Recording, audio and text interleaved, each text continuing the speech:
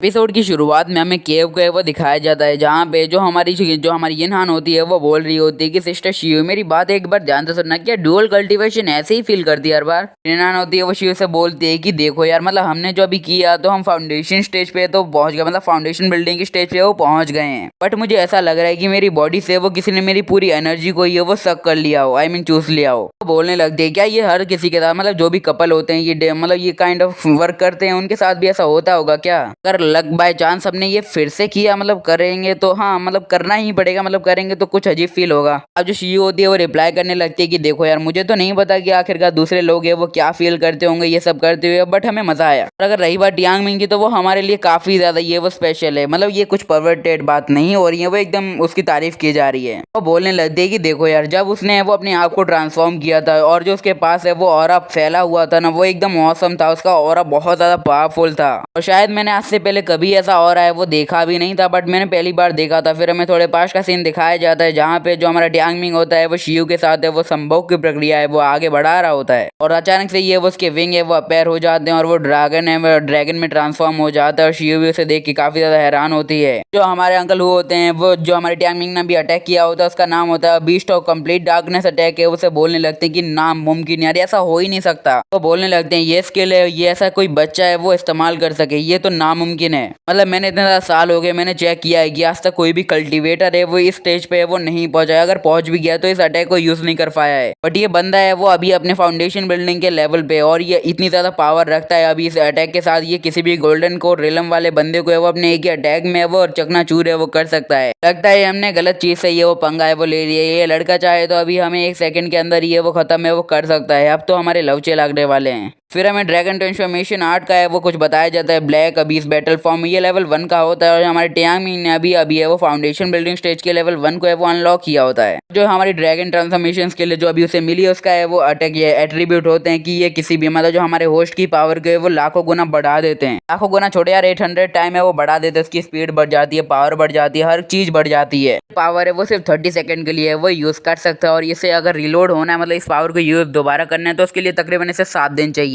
और हाँ, अगर आपको इसको है वो ज्यादा टाइम तक यूज करना है तो आपको अपनी स्किल को है वो इम्प्रूव है वो करना होगा, आगे के लेवल पे वो जाना होगा। जैसे जैसे आप इसके लेवल को अपग्रेड करते हैं वैसे वैसे आपको पावर है वो मिलती जाएगी। अंकल हु होते हैं वो बोलने लगते हैं कि आखिरकार इस बच्चे के पास इतनी ज्यादा ब्लैक अब नॉर्मल एनर्जी है वो आखिरकार आ कहाँ से रही है। मैंने आज से पहले किसी बंदे के पास इतनी ज्यादा पावरफुल एनर्जी या फिर डार्क एनर्जी नहीं देखी है। वो बोलने लगते हैं कि कहीं ये बंदा कोई डीमन वगैरह तो नहीं है, मतलब ये कहीं डीमन में तो नहीं बदल गया है ना। वे अंकल होते हैं वो बोलने लगते हैं बट यार ये कैसे हो सकता है, ये बंदा है कल्टीवेटर है, शायद हो सकता है ये एक डीमनिक कल्टीवेटर हो। मतलब यार अंकल हु का दिमाग तो बहुत ज्यादा तेज है, मतलब अभी मरने वाले हैं और दिमाग चला रहे हैं भाई।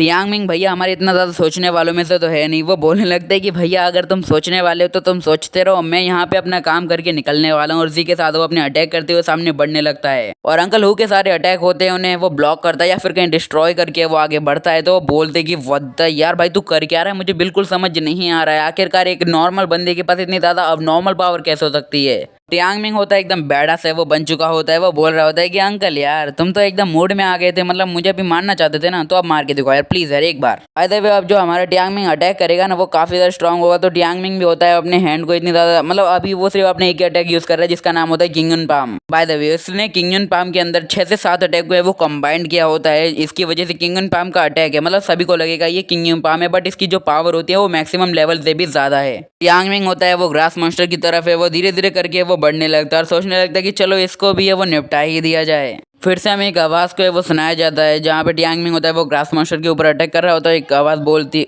तो आवाज होती है वो बोल रहा होता है कि आखिरकार तुम्हारी हिम्मत कैसे, मतलब तुम इतने बीच बैटल में मुझे इग्नोर कर रहे हो, क्या अच्छा लगता है कहीं यार। जो मॉन्स्टर भी होता है वो उसके ऊपर एकदम शानदार सा अटैक है वो करने लगता है। फिर से हमें अंकल हु को है वो दिखाया जाता है, उनका मुंह एकदम चकनाचूर हो चुका होता है, मुंह टूट गया होता है उनका। अंकल हु होते हैं वो एक जगह पे वो बेजान पड़े होते हैं और बोल रहे होते हैं कि वो ये मेरी बॉडी है सच में।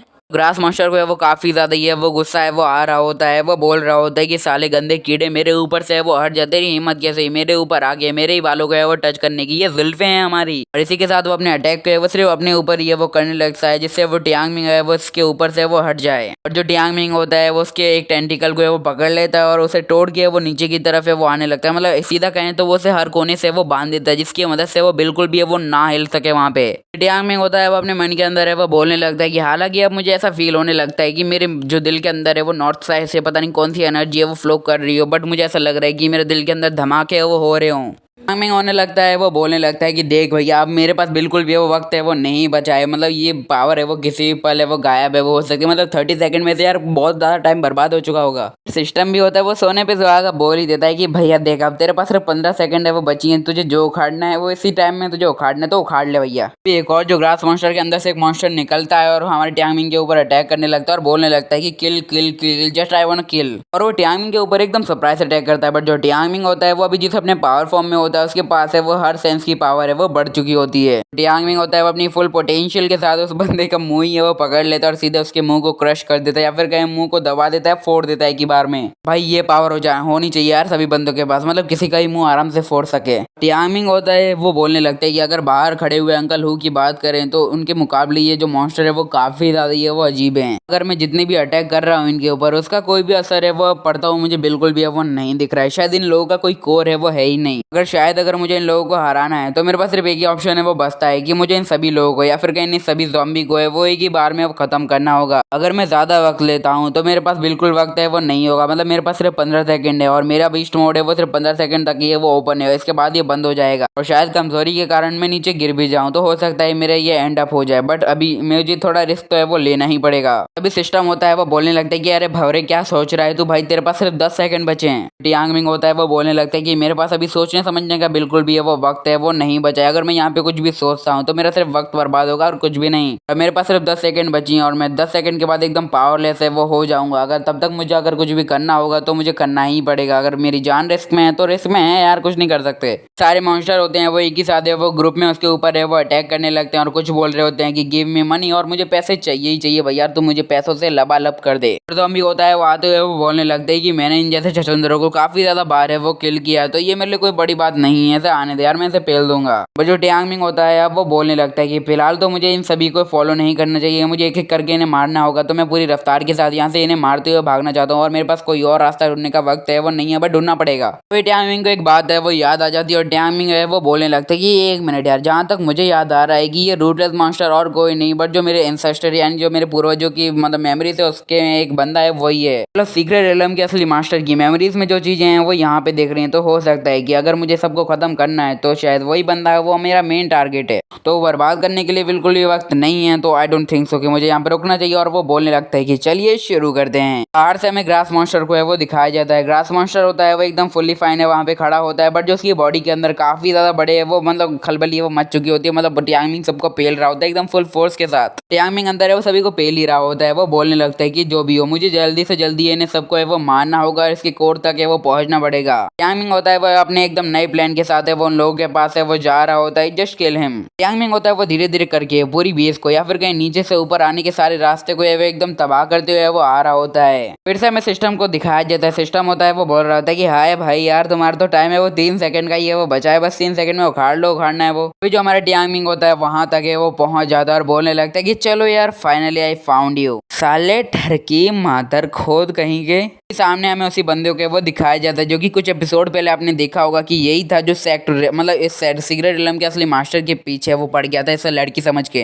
तो बंदा होता है वो बोलने लगता है टियांगमिंग से, तू कीड़े यहाँ पे मेरी जगह पे वो क्या कर रहा है, तेरी हिम्मत कैसे विदाउट मेरी परमिशन यहाँ पे आने की। और टियांगमिंग होता है वो सिर्फ अपने पावर को रिलीज कर रहा होता है। टियांगमिंग के पास बची होती है सिर्फ 1 सेकेंड। टियांगमिंग होता है वो अपनी फुल पावर यानी जितने भी उसके अटैक होते हैं उसे अपने किंगन पाम में है वो एकदम है वो अब्सॉर्ब कर देता है और बोलने लगता है कि जस्ट आई क्विट, मतलब वो है वो करने लगता है अपना एक और नया अटैक। वो बोलता है किंगन पाम और उसके ऊपर अटैक करने लगता है। फिर हमें अगला सीन में चूनैन का है वो दिखाया जाता है जो कि बाहर बेहोश है वो पड़ा होता है। फिर चूनैन होता है वो उठता है और बोलने लगता है कि क्या हुआ, लगता है मैं बेहोश हो गया था क्या, मुझे इतनी तेजी से वो लात पड़ी थी कि मैं एकदम बेहोश ही हो गया, मतलब क्या हुआ था मेरे साथ मुझे बिल्कुल भी याद नहीं, मैं कौन हूँ क्या कर रहा हूँ। फिर हमें ग्रास मास्टर को वो दिखाया जाता है कि जो उसका मतलब जो मेन बंदा होता है उसकी है वो हमारे टियांगमिंग ने वो मतलब कह के ले ली होती है। जो मॉन्स्टर होता है वो धीरे धीरे करके वो एक्सप्लोजन की तरफ है वो बढ़ रहा होता है। यार चूनैन होता है ये दूर से वो देख रहा होता है, लिटरली उसकी इस मोमेंट पे वो फट चुकी होती है but he can't do that. और वहां पे होता है एक शानदार सा धमाका जो कि काफी ज्यादा शानदार होता है। और हाँ, शानदार से मेरा मतलब था कि आप लोग सब्सक्राइब किए बिना आज नहीं जाओगे, मतलब यार कर ही लो, हम 30K के काफी ज्यादा ही है वो करीब है, अगर आप कर देते हो तो शायद हमारा भला हो जाए। और ये एपिसोड था इतना ही बड़ा, मतलब इससे ज्यादा बड़ा बनाने की मेरे में हिम्मत नहीं थी ना पावर। और हाँ, जिसे भी इस